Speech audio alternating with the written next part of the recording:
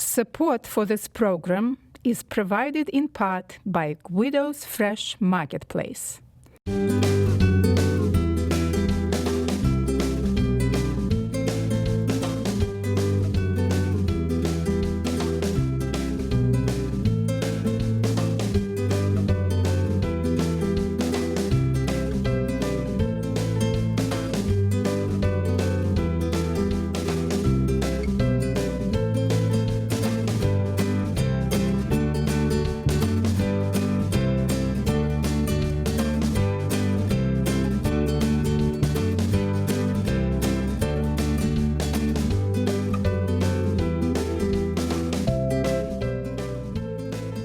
Welcome to my cooking show, The Natural Cook. I'm Anna Gershenson.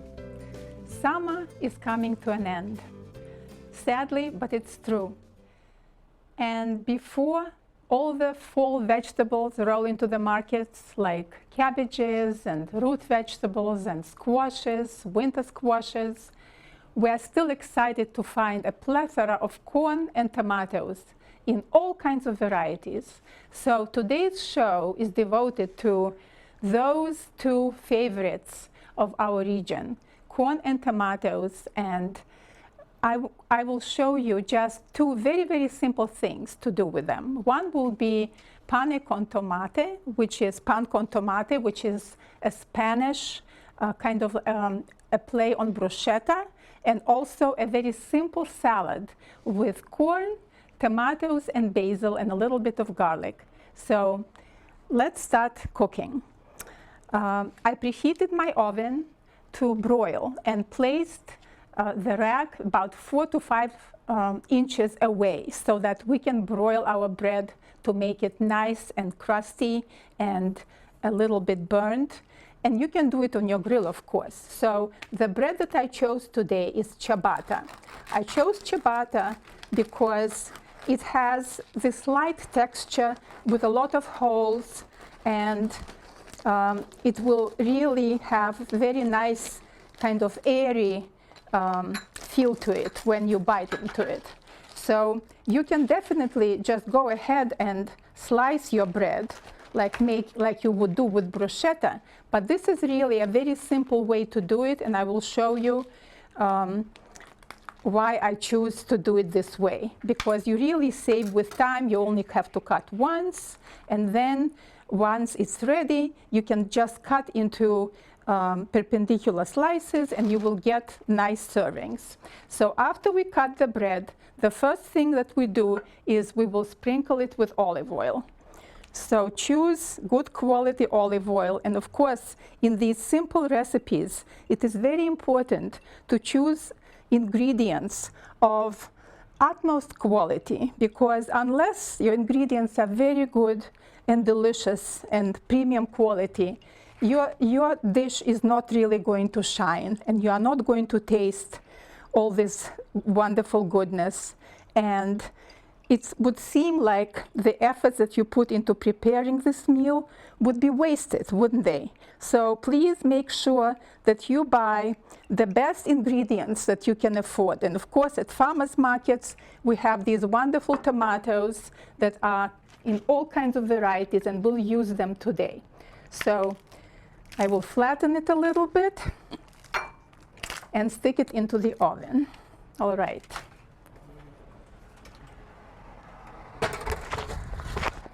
So make sure not to forget to keep watching, because your bread will be done very quickly under the broiler and you don't want it to burn.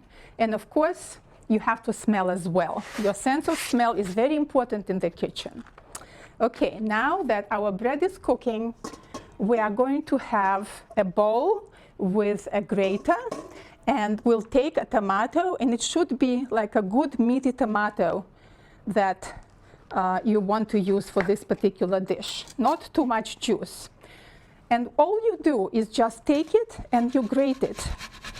You grate it, and what happens is that push it kind of in the middle, and the skin will stay on your hand, and the flesh is going to produce this nice sauce that you will spoon onto your bruschetta.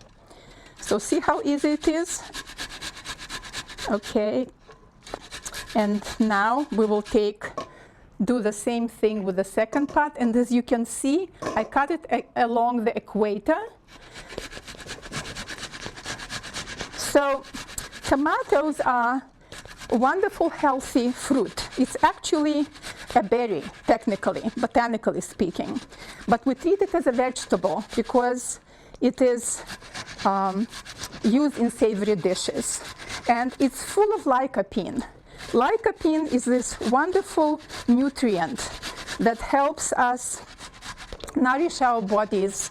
It's been researched that it helps with cardiovascular disease, and lately what we found out is that it's very helpful with bones. There's been even a study where when lycopene has been removed, like food with lycopene has been removed from a diet, that the bone density started declining. So please make sure to include foods with lycopene into your diet.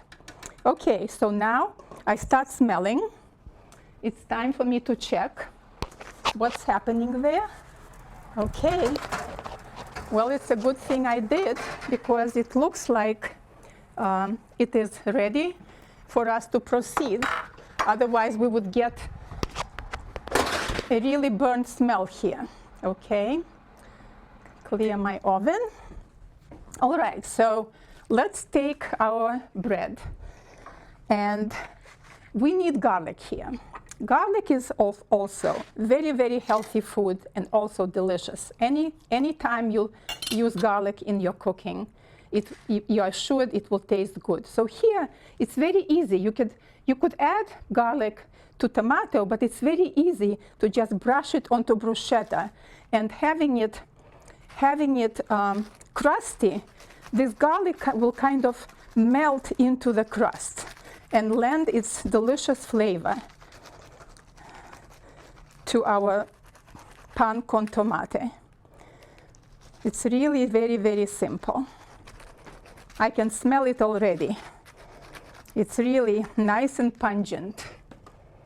And of course, all this pungency translates into delicious flavor and also wonderful nutrients, antioxidants, antibacterial qualities. So it's great that we can feed our bodies by enjoying delicious meal, and at the same time getting ourselves nourished and our cells prospering and using this as building blocks. Okay, so now the next thing is you will take your bruschetta and your grated tomato, and you will just spoon it on top of it,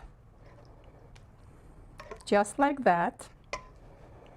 And this wonderful tomato juice will penetrate the crevices of the bread and will make it really, really moist and delicious with its acidity and sweetness. So as you can see, for this big bruschetta, you could use 2 tomatoes. Okay. And now all you do is sprinkle some more good olive oil, and then you would grate some black pepper, grind actually, and then you can use either kosher salt. I brought with me Molden salt, and we'll talk about it later. And we will just sprinkle the Molden salt on top, and its crystals are going to crunch on your teeth when you eat them. And then we will just cut it into portions. Hot? No, cooled already. Okay, so you will put it decoratively onto your platter or onto your cutting board, whatever you choose to serve it on. and people can enjoy this delicious, simple meal that you can get probably in any restaurant in Spain, and so easy to make at home using wonderful ingredients. Good local bread, sourdough preferably because it digested more easily by your body. Okay, so as you can see, our first meal is ready. This is kind of our appetizer. Okay, let's clean up a little bit and then we'll continue with our salad. So our salad today is using corn, and we know that corn is really a very, very healthy vegetable. It's a grain when it is dried and used as flour or cornmeal. You can make cornbread with it. However, we use it raw here, and it will cook a little bit on a skillet. I showed you a salad before, how to use raw corn in a salad, and I told you also that it's really better to cook corn because then ferulic acid that is part of corn is being released, and it works as anti-cancer agent. So when you get corn, make sure that the silk is nice and moist. Then you know that the corn is really fresh, and that here, when you feel the end of corn, you know that if you feel the kernels there, it means that it's really nice and ripe all the way to the end. You don't want to peel it until it's ready to be dealt with, to be cooked or eaten. And then you also want to save that part of corn, the stalk, because when you will be releasing or shaving off the kernels of corn from the stalk, then you want to make sure, oops, see, it didn't really cooperate with me. It went on. It went off so easily. However, I have one already pre-cleaned, so I'll show you what I had in mind. So if you manage to save it, then it's very easy for you just to hold it in your hands. So we will now take a clean bowl, and in order for the corn not to be running all over the board, we can use this bowl. Then it will be catching the kernels. So all you need to do is just shave them. And you need, for this recipe, you would need about 3 ears of corn, the kernels from 3 ears of corn. And I'll start warming up my skillet because I'll show you how easy it is to cook corn right on the skillet instead of cooking it in the water. So you're really skipping the step of having to boil the water, either for cooking corn in the water or steaming, which is preferable because it will save the nutrients. Also, the stock, if you want to, you can make some stock with this stock, which sometimes I do if I make corn soup. Then I would make stock using these stalks of corn that will give its flavor. Okay, so you will use this corn in your skillet. Don't make the skillet hot because we are going to first saute some minced garlic, and so we don't want the garlic to burn. Garlic burns very easily.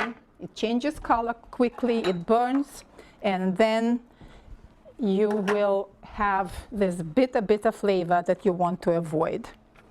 All right, so we need some olive oil, and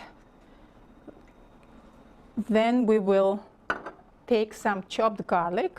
I already pre-chopped it, and add to our skillet. So let's add the heat because the skillet is still kind of cool. I want to make sure that it starts cooking. Okay, now the second ingredient that will go into our salad is tomatoes. It is going to be a cool salad, so After cooking the corn, we will make sure to cool it first. And in order to cool the corn, we will take just a baking sheet or some kind of platter. We want to make sure that corn doesn't continue cooking, and we will remove it from the skillet as soon as it's done.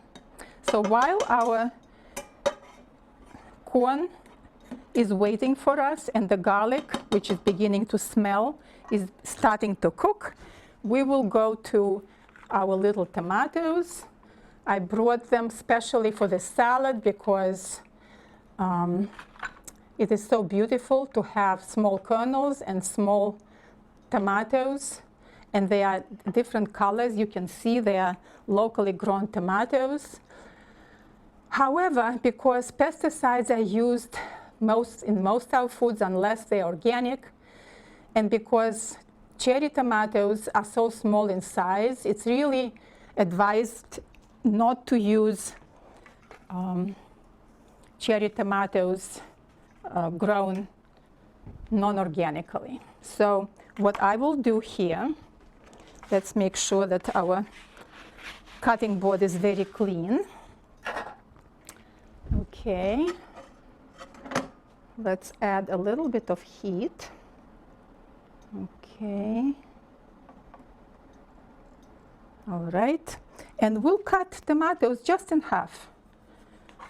Make sure that your knife is sharp because tomato has a skin that is could be a little bit tough. In general, if you are slicing a tomato, then it's a good idea to use a serrated knife. It's really much more helpful in order not to break the skin and make cutting easier. Okay, so our garlic starts sizzling, and I'm just going to watch it very, very closely so that it just gets softened, but without overcooking. And once the garlic is at the condition where I want it to be, I will just add the corn, cook it quickly, and after the corn is done, I will add some basil and let the corn cool. All right. So while we are cooking, we are also thinking, like, what is the next thing that we want to add to our salad to have it ready? And unless you have prepped everything in advance, this is where your thinking comes in. You will need to add some sliced basil. So you think, okay, since I need sliced basil, I should have it ready at this point, because once the corn stops cooking, you want to make sure that the basil gets added right away so that the warm corn kind of softens the basil and the basil flavor penetrates the corn, and that it tastes really, really aromatic. So we will season it with a little bit of salt. I always like adding salt at the very beginning of cooking because then it gets incorporated faster and you end up having enhanced flavor of your food without adding too much salt.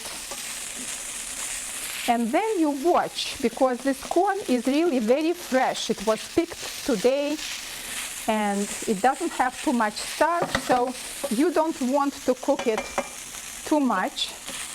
You just want to see that the kernels start glistening.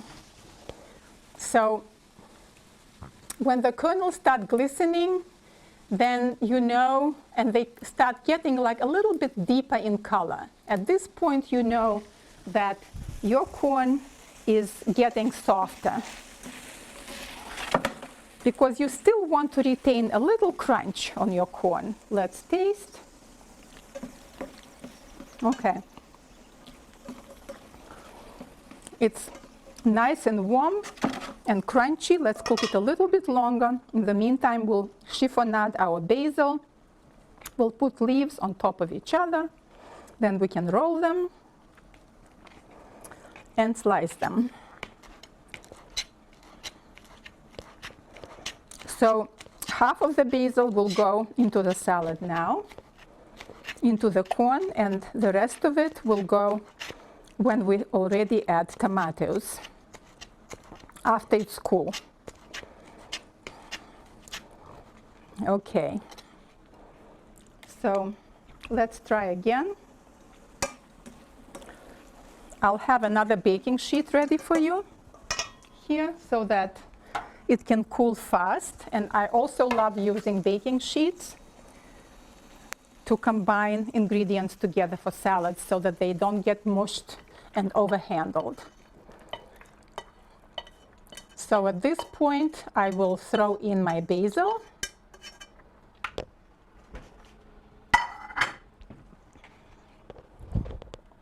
Okay, and mix it together and let it cool.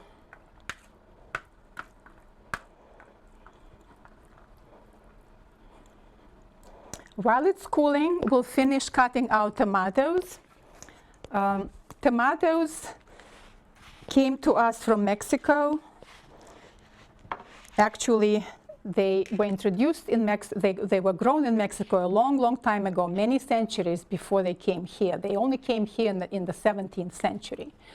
And they are, there are so many varieties. We know that we use different varieties for different purposes. Like, for example, plum tomatoes, aroma tomatoes are very good for making sauce.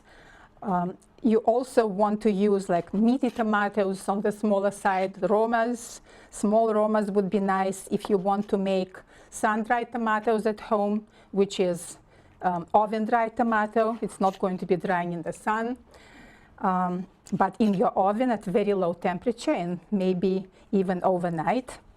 There are also heirloom tomatoes that are very beautiful and delicious, and they are varieties of tomato that have been carried from generations to generations, and there are zebras and different other varieties that are very, very delicious, and I really recommend that you look out for them at the farmers markets. They are even available in stores today. So now this corn is cool. We will add our tomatoes and the rest of the basil, which I have to chop because I haven't chopped enough of it. So basil gives such delicious fragrance to the salad that you will really enjoy, and it goes very nicely with both corn and tomatoes. You always should think about the affinity of flavors when you are making something. Like, what will heighten the flavor of this dish that I'm making? And basil definitely is the thing to use. Also in the summer, you can use a very, very simple platter of different heirloom tomatoes that you would cut into wedges or slice and put together with mozzarella, fresh mozzarella, drizzled with balsamic and olive oil. So here we'll drizzle a little bit more olive oil and either champagne vinegar or white balsamic vinegar because they are very mild. And then a little bit of pepper.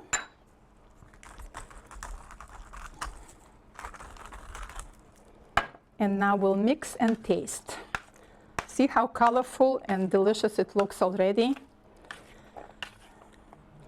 So this is really the beauty of cooking at home, that you know what you are putting into your preparation.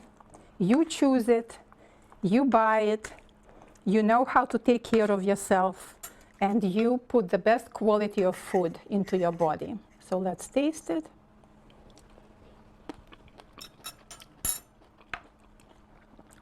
A little bit more salt. And I'll drizzle a little bit more vinegar. However, the salad is basically ready. But you can add some crumbled feta cheese, and that will, if you do that, please make sure that you tame down your salt, because there is a lot of salt in feta, and so you don't want to oversalt your salad. So this salad is really good to go. If you want to make it in advance, I would suggest that you can prep the corn in advance. However, don't mix it with tomatoes. You can cut tomatoes and then put everything together the last minute. But of course, it's best eaten fresh right after you make it, this kind of salad. Okay, so now we'll sprinkle a little bit of feta.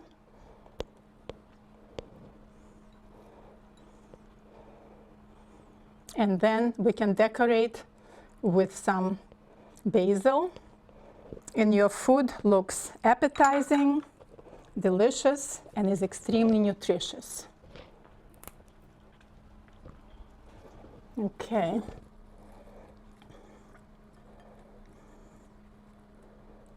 All right. Okay, so what are other things that you can do with tomatoes in order to preserve them for the winter? One thing is that you can make the sauce, and you can actually, the way that I showed to you now, how you are grating the tomato on your grater, you can actually just freeze this grated tomato, maybe in ice cube trays or maybe in little plastic bags, and then you can use them. It will be like, reminiscence of your summer.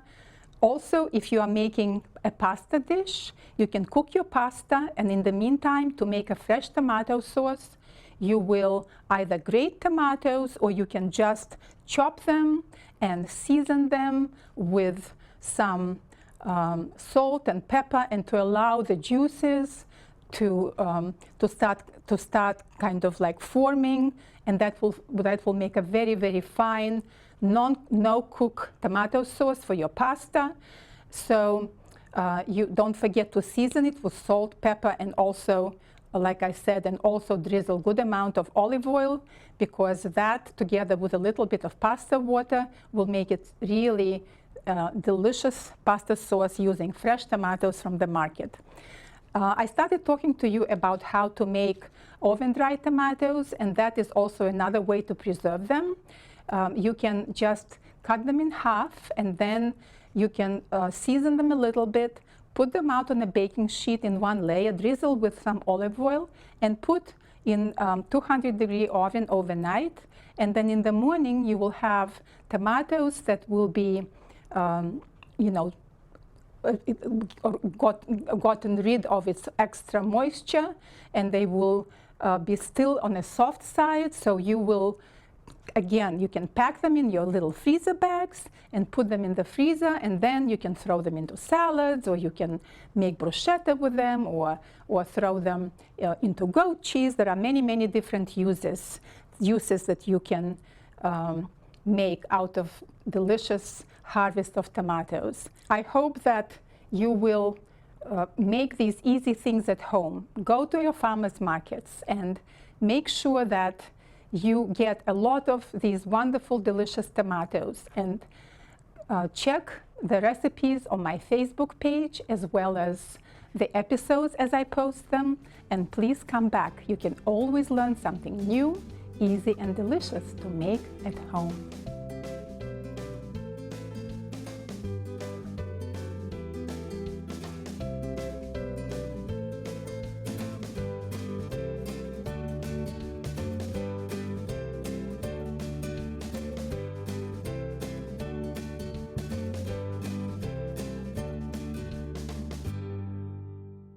Support for this program is provided in part by Guido's Fresh Marketplace.